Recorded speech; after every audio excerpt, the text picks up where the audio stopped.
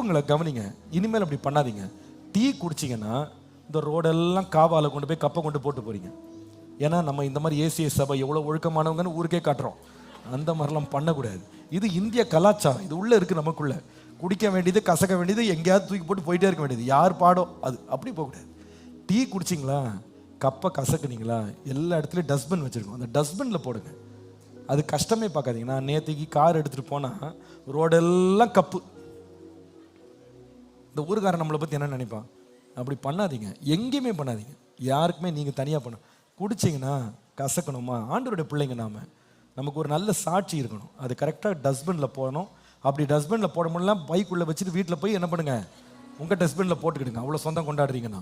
ஆனால் நீங்கள் நடுவில் ரோட்லலாம் போட்டுட்டு காவால் போட்டுட்டு, ஏன்னா நீங்கள் இத்தனை பேர் 1000 பேர் 2000 பேர் அப்படி போய் கப்பை கொண்டு போட்டால் என்ன ஆகும்னு யோசித்து பாருங்கள். அந்த இடமே குப்பை கூலமாயிரும். அப்படி இருக்கக்கூடாது. சுத்தமாக இருக்கணும் இடங்கள். நம்ம சுற்றி இருக்கிற இடங்களை பற்றி ஒரு கான்ஷியஸ்னஸ் நமக்கு இருக்கணும்.